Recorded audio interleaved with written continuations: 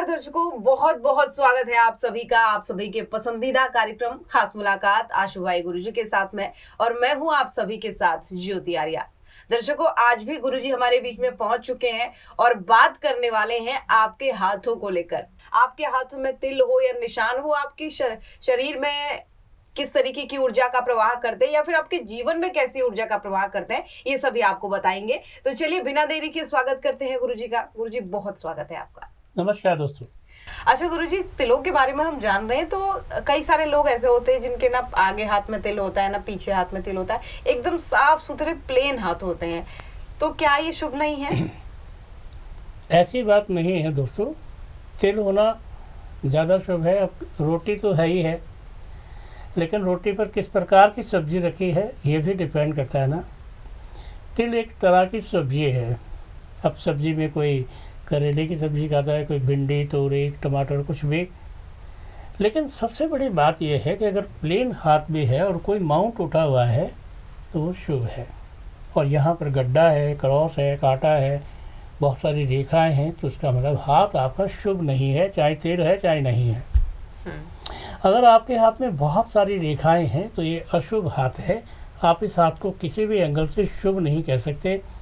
कहीं ना कहीं से, किसी न किसी तरीके से कोई ना कोई प्रॉब्लम, कोई ना कोई ऐसा पछड़ा आपके जीवन में पड़ा रहेगा कि आपको लगेगा बाप रे बाप, कहाँ फंस गए आप। अक्सर मतलब कि अगर आपके हाथ की रेखाएं जो हैं बहुत ज़्यादा टेढ़ी मेढ़ी हैं, बहुत ज़्यादा खुरदरी हैं, तो आप ये समझिए कि आप परेशानियों में ज़्यादा पड़ सकते हैं।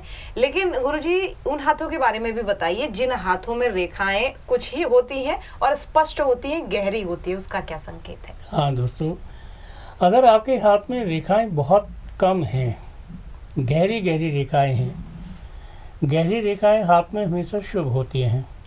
लेकिन अगर गहरी रेखाओं पर तिल हो, जैसे कि आपके हाथ में आपकी हार्ट लाइन पर तिल है, ये हार्ट लाइन है और उस पर कहीं पर भी तिल है, यहाँ पर, यहाँ पर, यहाँ पर, तो ये तिल पता है क्या बताता है? बस आपके साथ कहीं ना कहीं प्रेम में धोखा होने वाला है।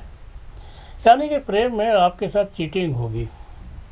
जो मरने मारने की बात करते हैं, तेरा बिना रह नहीं सकता, तेरे बिना जी नहीं सकता, तेरे बिना ये नहीं, वो भी धोखा दे देते हैं। अगर आपके हाथ में यहाँ पर कहीं पर भी हृदय रेखा पर तिल है, तो अगर हृदय रेखा कहीं से खंडित है तो बहुत बड़ा धोखा, इतना बड़ा धोखा कि आपको ज़िंदगी के लिए टेंशन हो जाए और आप ये सोचें बस अब जीना बड़ा मुश्किल है।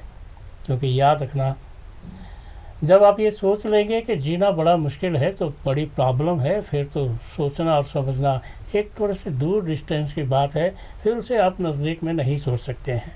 और अगर आप ये सोचते हैं किसी चीज़ को रख के कि ये चीज़ मेरी है और इस चीज़ के अलावा मेरा हक इस पर पूरा है, तो वो चीज़ जो है हाथ की रेखाएँ दिला सकती हैं, बाहर की चीज़ें नहीं दिला सकती हैं। बिल्कुल गुरुजी, क्योंकि हृदय रेखा की आपने बात की, तो उसके अलावा भी कुछ और रेखाएं हमारे हाथ में होती है। जीवन रेखा की हम बात करें, हृदय रेखा की बात करें, और तो ये इन रेखाओं के ऊपर तिल के महत्व को भी समझाइए। हाँ दोस्तों, जैसा कि मैंने अभी बताया आपको कि आपकी हृदय रेखा, लेकिन अब मैं आपको बता रहा हूँ कि अगर आपकी मस्तक रेखा पर तिल है, दोस्तों ये मस्तक रेखा है, इस पर कहीं पर भी तिल होना बावरेपन का निशान है। यानी कि कुछ ऐसी प्रॉब्लम कि दिमाग में चोट लगी या कुछ प्रॉब्लम खड़ी हो गई, ये वाली रेखा है, इस रेखा पर यहाँ पर तिल है, तो इसका मतलब है आप स्कूल जा रहे थे, चोट लग गई, चाहे बच्चे को छोड़ने चाहे क्या चाहिए, और इसके ठीक नीचे, शनि के ठीक नीचे तिल है, तो आप गाड़ी चला रहे थे, चोट लग गई, और इसके नीचे तिल है, तो इसका मतलब ये है कि आप किसी फंक्शन से लौट रहे थे तो आपके सिर में चोट लग गई। आप समझ गए दोस्तों, कितनी बड़ी बात है कि मस्तक रेखा पर अगर तिल है तो चोट का भी कारण है। और चोट का कारण भी ऐसा है, ये तिल दो तरीके से शुभ है कि मुट्ठी में आ गया तो शुभ है, लेकिन रेखा पर आ गया तो फिर अशुभ है। फिर रेखा का भी योग इस लाइफ में बन जाता है कि रेखा क्या करे और रेखाओं से क्या लाभ हो, क्या नुकसान हो। आपके हाथ की रेखा तुरंत बताती है कि आपके जीवन में कितना बदलाव है, कितना नहीं है, क्या प्रॉफिट है, क्या लॉस है। क्योंकि याद रखना, अगर मस्तक रेखा पर मामूली सा तिल है तो बहुत छोटी सी बात है, चोट लगे और ख़त्म, ठीक हो गया। लेकिन अगर गहरा तिल है तो हो सकता है 2-3 महीने तक आप दिमाग के किसी हॉस्पिटल में एडमिट रहें और आपको नहीं पता कि आपकी पोजीशन क्या है। खाना पीना भी शायद आप नलियों से खा रहे हैं या ग्लूकोज चढ़ रहा है या कुछ भी चढ़ रहा है।